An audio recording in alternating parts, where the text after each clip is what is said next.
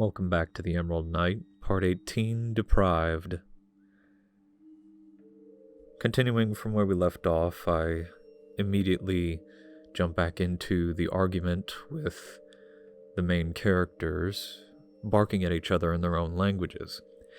And it was that obstacle in of itself, them talking in their own languages, that kept me from writing more of this story. I disallowed myself to write more because I wanted to address the elf language. Unless I wanted to keep going on and on with making stuff up, I needed to take the time and bite the bullet and address it. I was sort of dreading it because, well, the thing about it is the only other language that I am familiar with is Japanese. And of that I only understand the basic sentence structure. Japanese being the language the knight's language is based off of. So at first I thought, well, should I make something up entirely? But then, of course, people who know how languages work are going to see straight through that. And then I thought, well, should I base it off of English? But then the complication of the language being too similar to, like, the sentence structure working the same as common. So common in the Emerald Knight is English, the common language.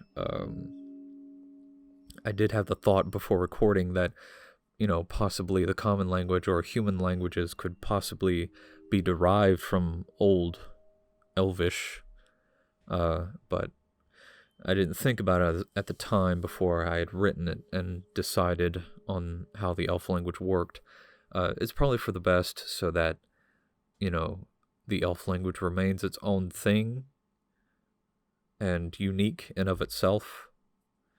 But anyway, so I was also thinking of, like, okay, well, what other languages should I base it off of?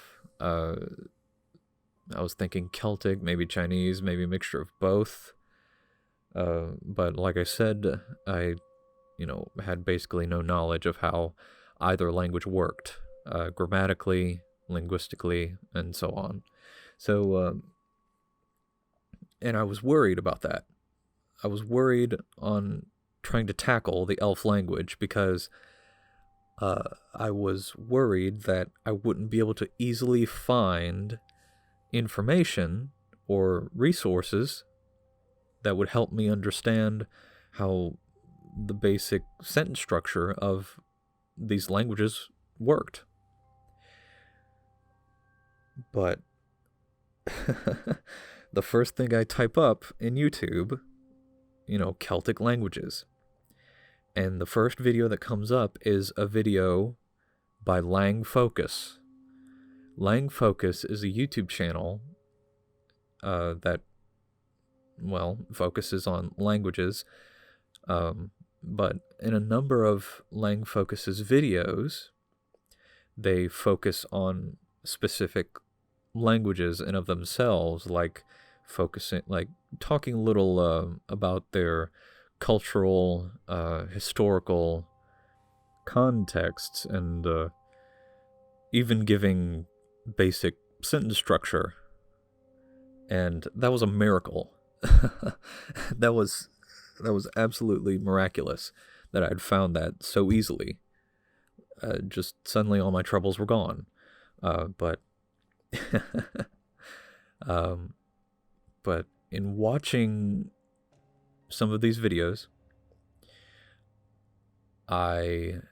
so before I watched them, I had a vague understanding on how other languages worked, in that they were sort of based off of the placement of the subject, object, and verb within their basic sentence structure, such as in Japanese, the verb in each sentence tends to be, if not always, at the end of the sentence. But come to find out that languages, among other ways of categorization, are categorized by the placement of their subject, object, and verb. For example, there are SOV languages and VSO languages, and so on and so forth. SOV meaning subject, object, verb, and you understand. So I thought, well, that's great. I'll just, make up some words that satisfy those sentence structures, and then fill in the blanks with prepositions and particles that show the relation between those words. And I'm sure there's a lot more that goes into making up a language than that. But I am okay with the languages, the knight's language, elf language, being as they are. I am content with that.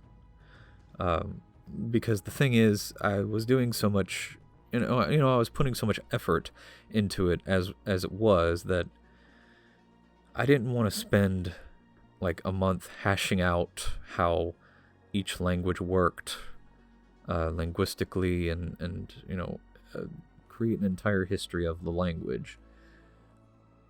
At least for the purposes of the rough draft, I think that this is okay. It is serviceable. The languages may not change at all, meaning how they are structured or how they operate throughout the length of this book. But if they do change, if I do make some kind of change, I will make note of it. And to go ahead and clarify, the knight's language is an SOV language, and elf language is a VSO. Also, the elf language is based mostly off of Celtic, namely Irish. And, well, I mean, at least in terms of how the sentences are structured, but loosely based off of Irish. Just like the knight's language with Japanese, loosely based off of. Also, I will put Lang Focus's YouTube channel on, first off, I will put it in the description, and I will also attach it to my YouTube channel on the recommended channels section. I think that's what it's called. I can't remember if it's called recommended channels or something else. But modern history is also there. So if I ever find a resource, if I find a YouTube channel as a resource, I will always put it in my recommended channels. If it's just a video, I will at least put it in the description. So be sure, if you're interested, be sure to check that out. Moving on, I would like to touch on how writing this part felt, as I was writing it, very improvised and impulsive.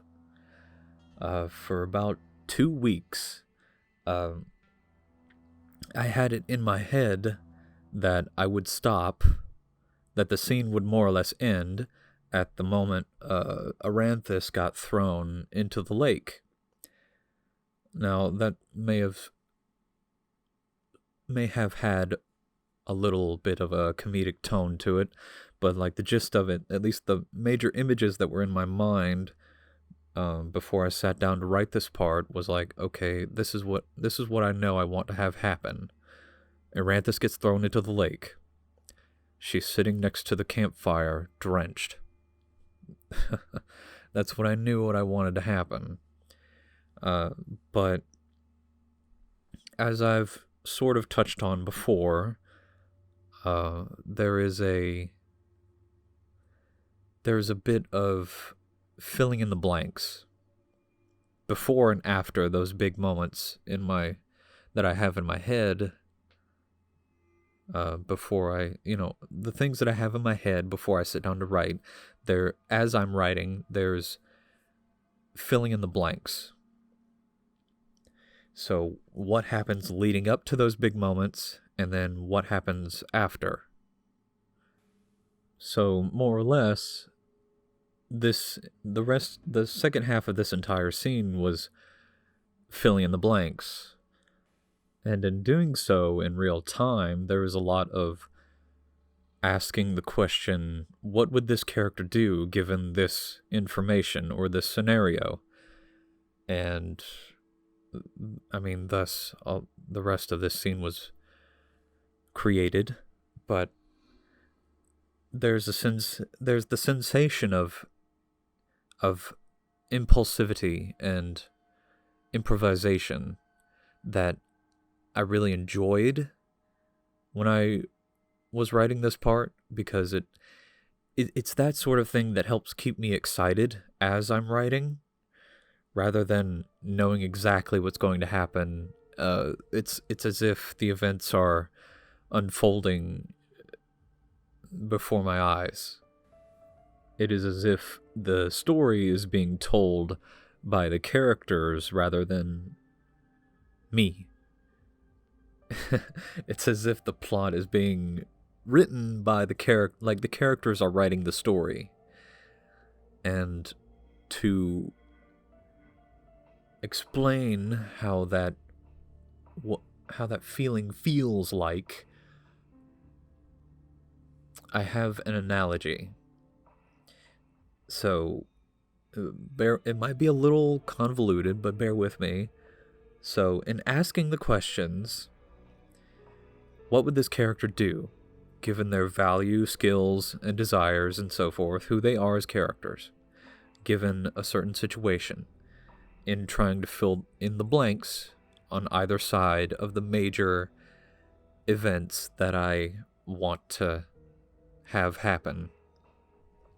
In asking those questions, there comes a lot of, for me, like, videos that play through my mind. I mean, not all at once, like one after the other. That's like one that plays through, and I'm like, okay, can I use this? Maybe not. Next video. Or maybe sometimes I'm just stuck until the next video loads in. But my analogy is this. Say you know somebody. You have an acquaintance. At work, school, wherever. And then you hear a rumor about them. And you're shocked by it. It's something that just sounds outlandish and impossible. But you don't know if it's true or not because you didn't get the information from that person. You heard it from someone else. But as the day goes on, you think about it more and more, and the more you think about it, the more you start to think, that might actually be true. What if they did do that? And it's sort of like that. You, or at least in my experience, I'm not sure if this is how it is for others, but getting information based on their characters and asking what they would do given a situation, you get this information that just sparks in your head, and it kind of sends a shockwave down to your chest, maybe even your gut,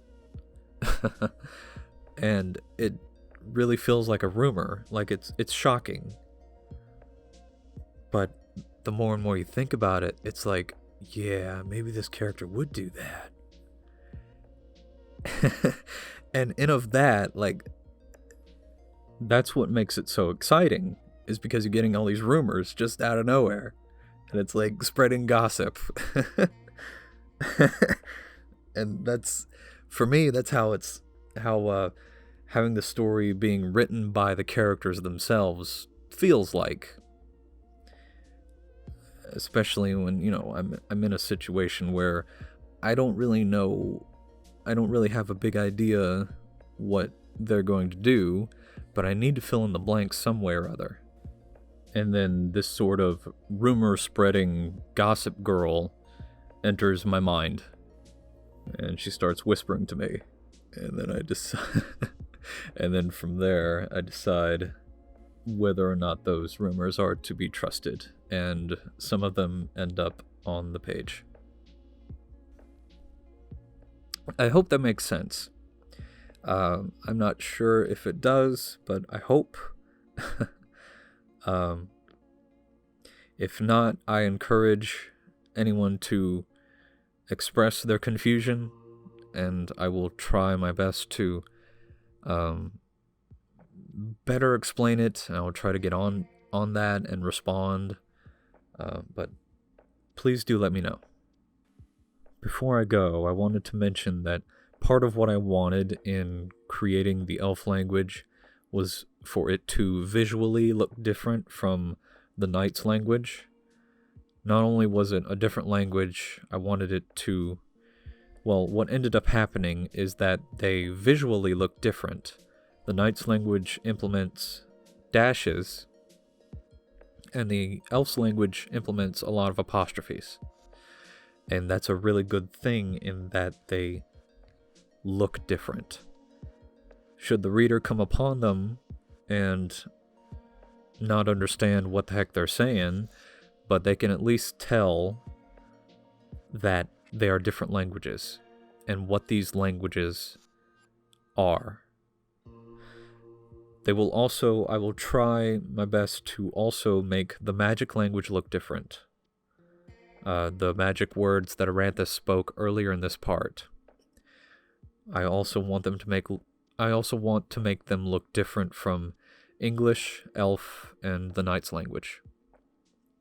Try and make all these languages look visually different, so that the reader can cue in on, okay, I know which language this is, and I know, without being told, that this is this language. I just wanted to touch on that before I left. I didn't want to have to squeeze it in later and maybe forget about squeezing it in later. But with that being said, I will see you in the next part. Thank you for watching.